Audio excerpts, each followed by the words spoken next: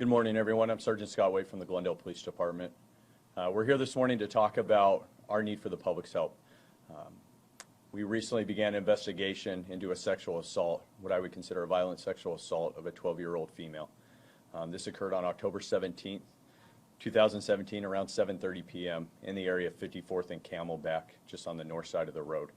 We know that night that this young lady was walking back to her home, coming from a nearby business, when she was approached by the suspect.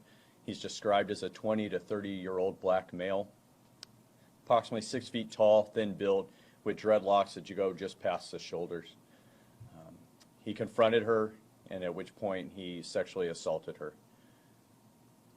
Through great courage from her and her family, she immediately reported to law enforcement, and our detectives have been working tirelessly to try and apprehend the suspect.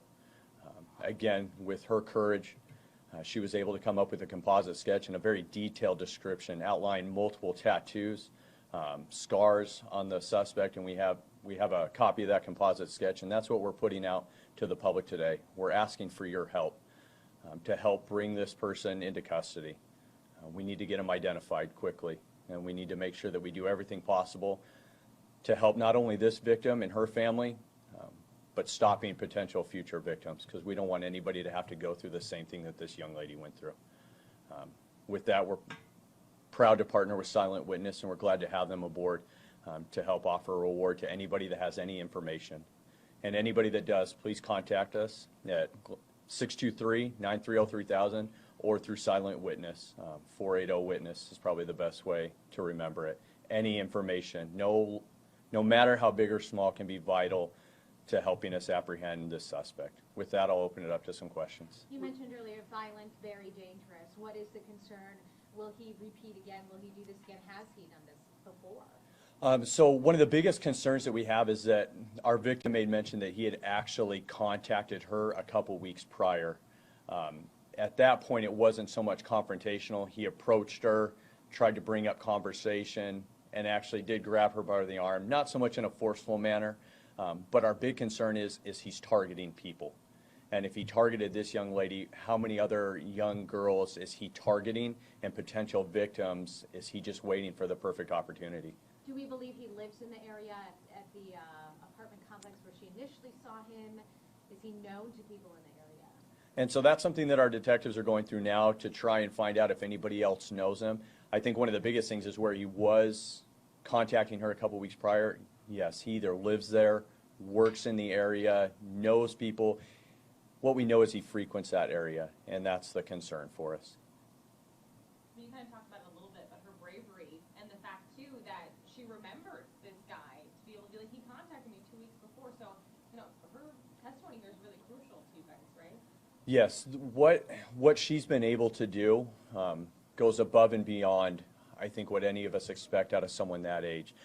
Just listing some of the tattoos, a name on the neck starting with a C, a sleeve on the right arm, the tattoos on the legs of a lion and tiger. Those just, we don't get those type of descriptions normally, and especially someone from that age just shows an incredible amount of courage.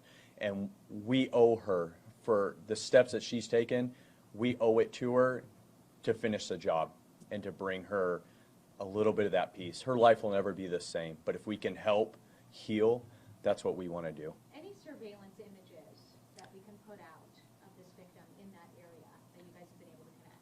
That's what we're still trying to gather at this time. Unfortunately, these are long investigations. And in something like this, you don't want it to take a larger amount of time, but getting that video surveillance, really piecing the times together and getting a good image, that just takes time. If we get any of that, we will be putting it out. That's why we're just so grateful at this point that we have such a good composite sketch that we can get out to the public. You mentioned this, was that, any information is going to help you. I know a lot of times people, they tend to see something or don't think that it's anything, but any call that they give you should be something that they should relay, because that could be a key to you helping you make that next step. So often in these investigations, every detective has a story how one little piece of information kind of broke the case open, so to speak. And it's no different. We would tell the public, even if it's just a hunch, even if you just had a feeling that you saw somebody or you saw somebody get into a certain car, that type of information can be crucial. So we would ask the public is don't dismiss anything. You get those hunches, those feelings for a reason. Because you're a parent, because you've been a victim. You know when you feel it. And so we'd encourage them, if you have anything, to come forward either through us or Silent Witness.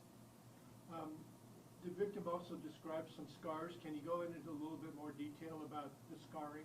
So she gave a specific one, and I'm just checking my notes here to make sure I have it right. Right above the right eyebrow and just below the right eye, she mentioned a scar that kind of cut through the eyebrow and lower eye. So you can, run with that as how he got that scar, but to have that kind of specific information is something that we definitely wanted to put out to the public, as well as the significant tattoo information.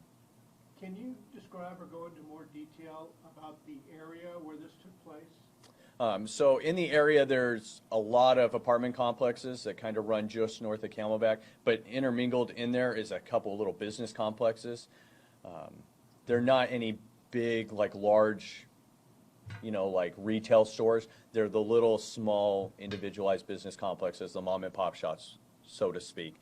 So it happened right in the back of one of those towards the apartment complex.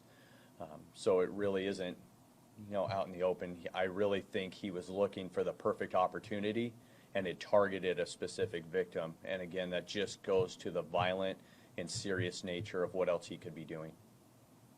How crucial are the tattoos in this? I know you kind of mentioned it before, but this is, I guess, the public's role in this. We can see those. We can't run the DNA, we can't run the fingerprints, but I can see a tattoo.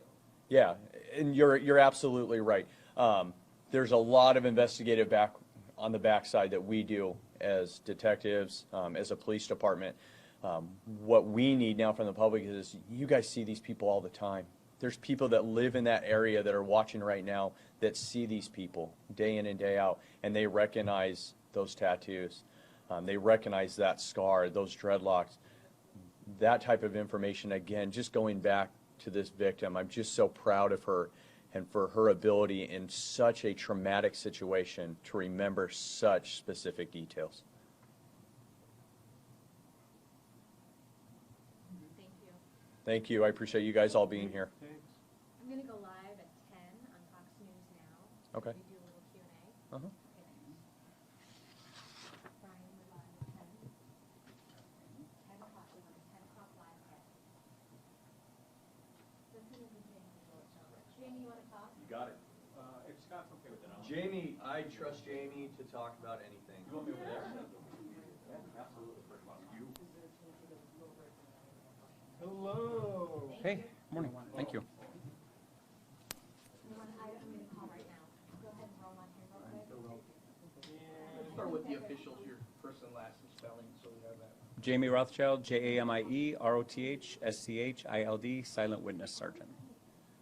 A lot of, in these cases, the fact that Sergeant Waite was telling us that the victim was able to give some detailed information. A lot of times people are scared to talk to the police. That's where you guys come in, and this is a big deal. This is how you guys help out in cases like this. Yeah, so the reason that this program works is it serves every law enforcement agency in the county and the state, and it really is a partnership. So what happens is, when we get information that another agency is working, we immediately partner up with them, we stand beside them, and we will work with them on getting the information from the community. Because the program guarantees the anonymity of the caller, and Sergeant Waite mentioned it, someone in the community had seen something that they didn't feel right in their gut, saw someone in an area, has some sort of knowledge or hunch, but they think they have to solve the crime. We don't need that. We just need you to call with whatever that puzzle piece is, which probably fits into a much larger puzzle that you're not going to have the information, but the detective does. Once you call on that information, you're going to be anonymous. We're going to give you a code. We're going to get that information to the detective, and if that information leads to the arrest, you're going to be eligible for money. But we know not everyone calls for the money. They just feel it's the right thing to do, and sometimes they're worried about retaliation or being discovered, and if you're working through Silent Witness, that's not an issue at all.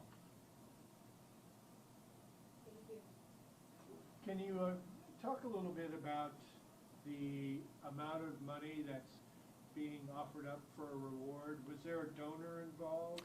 Any felony that you see, our Silent Witness program, we do a couple fundraisers per year. It's not tax dollars, it's donated money. Right. We'll pay up to $1,000 for any felony. When you see a reward increase for another case, it's because somebody in the community, a business, a church group, a family member, somebody said, I want to put more towards that. But the first $1,000 always comes from silent witness. And the reason that silent witness doesn't increase is we would never want to say to one family or one victim, one case is more important than the other. So we'll always do the first 1,000, and they may choose to increase. And in this case, that first 1,000 came from, or is coming from silent witness.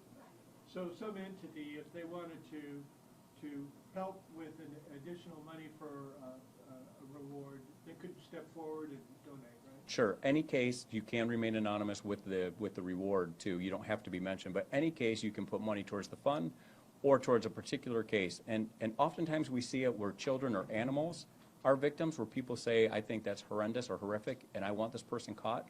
And if those people call us, we'll walk them through the process on how to do that. All right. Thank you.